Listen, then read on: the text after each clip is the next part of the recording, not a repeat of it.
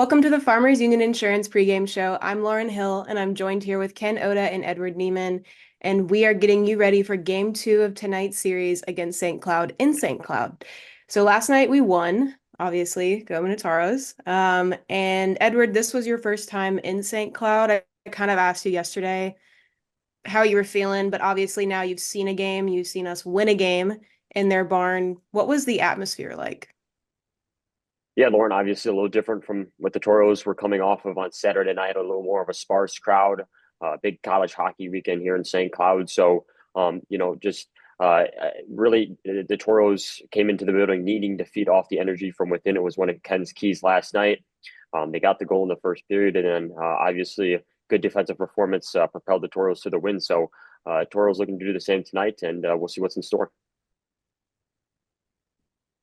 All right, well, speaking about that, let's take a look at last night's game, that shutout win over the Norsemen.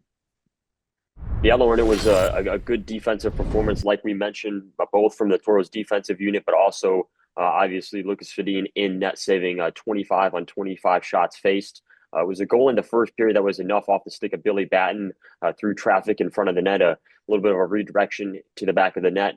Jack O'Hannison and Jesse Uhala in on the assist. That was enough for the Toros. Special teams is also a big factor, though, in this game, particularly the Toros penalty kill unit. There was a late 5-on-3 opportunity for the Norsemen with about 3 minutes and change remaining in the game that turned into a 5-on-4 extra man advantage. Toros weathered the storm, and it was enough to get the win over a second place St. Cloud team. Ken, do you have any opinion on last night's win?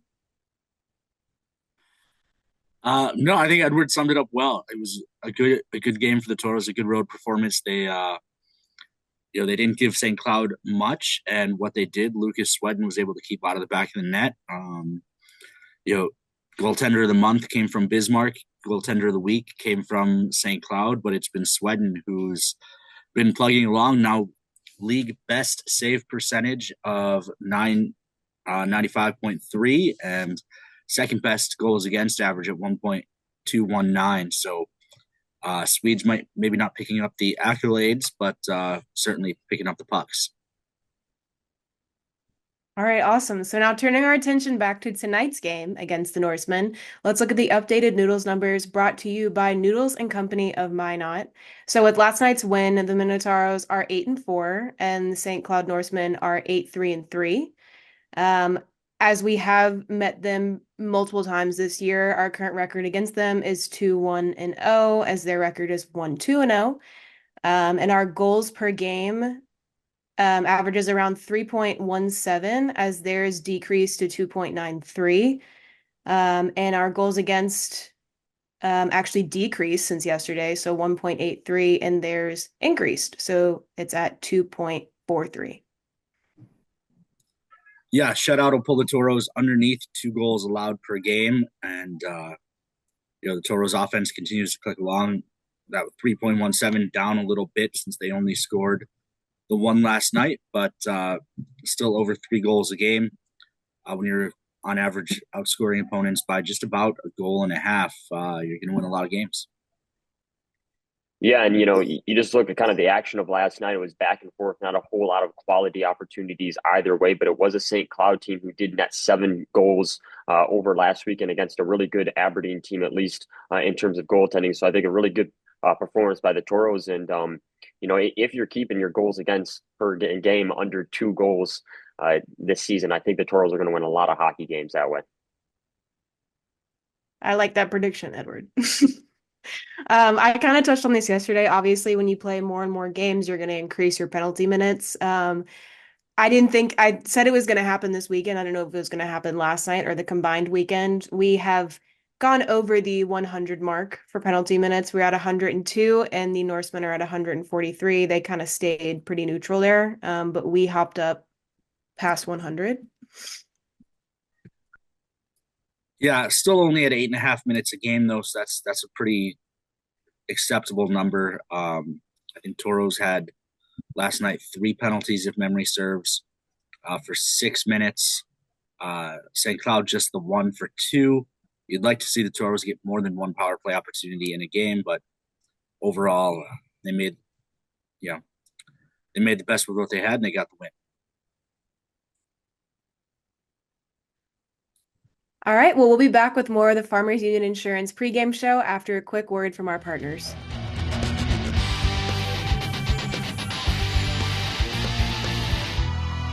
Lucky for us, life is full of choices, big and small. They define us, make us who we are. And when it comes time for you to choose a car, home, your next big adventure, or start a new business, Farmers Union Insurance has the variety of coverage options to protect each perfect moment. Farmers Union Insurance. Contact your local Farmers Union Insurance agent today. Welcome back to the Farmers Union Insurance pregame show. It's time to look at our Minotauros Boosters Club players to watch. Ken, will you start us off with your pick? Yeah, I'll go with Jack O'Hannison. Had the assist last night on Batten's goal.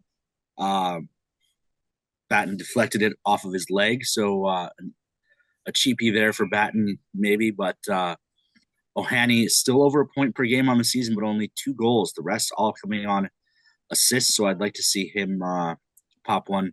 He's had some decent success against St. Cloud in the past, so pick him to get moving tonight.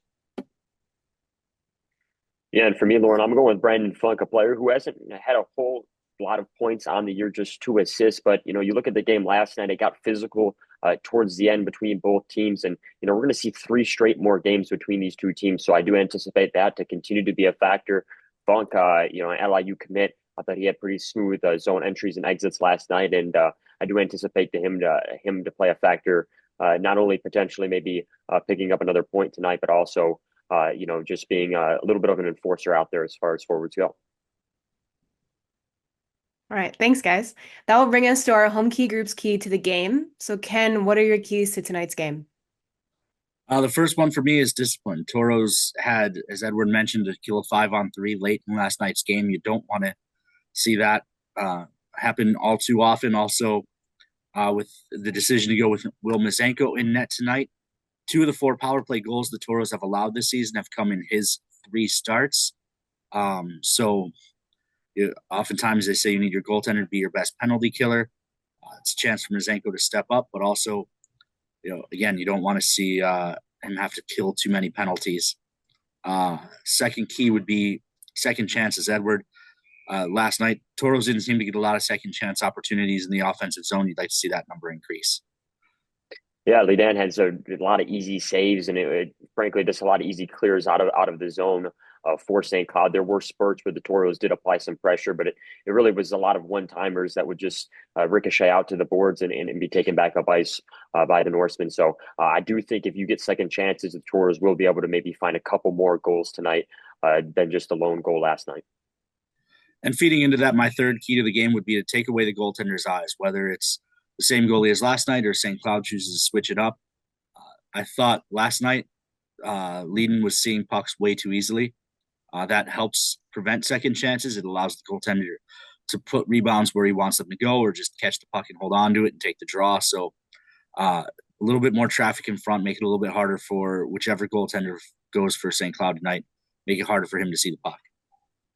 Yeah, I think that was, part of Batten's goal last night was just the traffic in front of the net.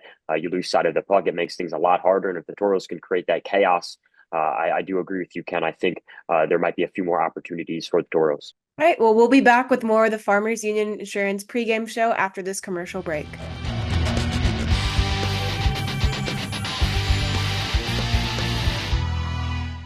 The Four Bears Casino Sportsbook has a new look. Enjoy Vegas-style betting in comfort. Play and qualify to win trips to Vikings or Raiders NFL games. Order a drink at the dedicated bar. Then kick back in a lounger and watch the full wall display. Feel the action all the way to the final moment and claim your winnings. Book it for private draft parties or game day too. Visit the remodeled Sportsbook at Four Bears Casino and Lodge, 4 miles west of Newtown. Minotauros fans, it's time to take out your phones and pull up the Tauros mobile app for your chance to win prizes throughout tonight's game. Our first segment is the Four Bears Sports Book over-unders. Our first one is Tauros first period goals. Are we going over or under 0.5? I'm going to take the over on this one. I think we've seen now 3 games against St. Cloud. The first goal of the game has come in the first period. Even the game where St. Cloud scored in the first period, scored the first goal of the game in the first period. I believe the Toros answered back late in that period. So Toros have 3 games against St. Cloud, each with a first period goal. So I'll take the over. I'll take the under on this one. Last night was kind of a low scoring game. And like we mentioned, not a whole lot of quality opportunities. If Lee Dan does go again, I think the Toros are once again going to be tested, at least offensively. And I think it also takes, a little bit of time just to get used to this building. Even though you played here last night, I do anticipate, a lot of stoppages in that first period just due to the low glass and low ceiling. So I'm going to take the under. However, I would not be surprised as the game progresses on, we see some more goals. Honestly, my go-to for this is I want to say under, just because of how we have been playing against the Norsemen. I mean, when they came here, it was a little different, but going to somebody else's barn and playing and beating them when they are, I guess, higher rank than you in the standings, I have a feeling that the Norsemen are going to come out angry today. Whether it's us who scores first or them, hopefully it's us. I just feel like the first period's going to be honestly scoreless, so I'm going to go under because of that. Our second one is total combined penalty minutes. Are we going over or under 10.5? I'm going to go over on this one, kind of what I mentioned before, just towards the end of the game last night. Although there weren't a whole lot of penalties, it was physical. The post whistle antics did tick up, and you're looking at the second of 4 straight games against this team. I think tensions are going to start to rise a little bit before the Toros get out of here and head back home to take on the same St. Cloud team. I haven't seen the officiating assignments yet, so I don't know if it's the same crew as last night. You'll see when we're playing in Minnesota, sometimes the crews change more than when we're playing at home. But if it's the same crew as last night, I think it'll be similar to last night. I'm going to take an under here. Me personally, I'm going to go over. I know, a hot take. I just think that, like I said, I think it's going to be more of a battle tonight with the Norsemen coming in, knowing that we just beat them in their own home. I think they're going to come out a little angry, and that will allot to more penalty minutes on both sides. And finally, we have total special team goals over under 0.5. I'm going to go over on this. I would love to see more special team goals, especially from our team, as it hasn't been a huge thing. Yeah, I'm going to go over. I believe in us tonight. I'm also going to take the over on this one. I hope it's the Toros, but you also look at St. Cloud. They've been, pretty good on the power play themselves. Kyle Miller, a defenseman, actually has the 3rd most power play goals among defensemen in the league. So I think either way, at some point in this game, we're going to get a goal on special teams. Yeah, close games tend to be decided by special teams. So I'm going to take the over as well. That'll bring us to the McDonald's Toros trivia question. What is the Toros record for assists in a game? It's been done twice. Both times it was against St. Cloud. 3, 4, 5, or 6. Edward, I'll let you go first for this one. I'm going to take 4 on this one. I think any one of these is an impressive feat nonetheless, but I'm going to take a nice even 4. I'm going 5. I think that's a solid number. I am guessing right here, as most of these questions me and Edward tend to guess. If we do know it, we usually don't answer the question. Yeah, I'm gonna go 5. I think if it's a record that's happened twice, I like the number 5 for that. I should correct. It's actually happened 3 times. 2 of the 3 against St. Cloud. The 3rd time was against Fairbanks back in 2018. But yeah, get your guesses in. You can win a free lunch from our friends at Dakota Drive McDonald's. Of course, make sure you play Four Bears Sportsbook as well for a chance to win that stay and play package out at Four Bears Casino. And with that, do y'all have any final thoughts heading into tonight's game? Yeah, Lauren, I think, tonight's a very important game. I know I say that a lot, and I really don't like to read into early season games all that much. But, when you do think about it, it's an opportunity for the Toros to pick up another road sweep over a Central Division opponent. And then go back home for 2 straight weekends, one of which you're playing a continuation of the Great River rivalry with the St. Cloud team being next weekend. And I think an opportunity for the Toros to go on a run. The Toros have picked up now 8 wins on the season, but you haven't really seen too long of a win streak. But I think this is the time where the Toros can make that happen and climb up the standings in the Central Division. Yeah, I think like you, I hate to put a ton of importance on games this early in the year, but to stay undefeated on the road in the Central Division would be a nice feather in the Toros' cap as we start the month of November here as well. You do start to look at the standings, and Bismarck at 25 points. They lost in regulation last night to Austin. St. Cloud at 19, Aberdeen and Austin at 18 each. The Toros at 16. Then you've got the Mallards Bulls at 12 and Shamrocks down at 6 points. There's that 4-point gap between the Toros and the teams behind them in the division. So you'd like to stay in that upper group and continue to battle for a playoff spot. I think looking at it, you're probably looking at a 5-team race for those 4 playoff spots, and you don't want to find yourself falling too far behind that group that are ahead of us. Do have the benefit of games in hand, but still, you'd prefer to be at least 1 game out at worst as we continue to move forward here.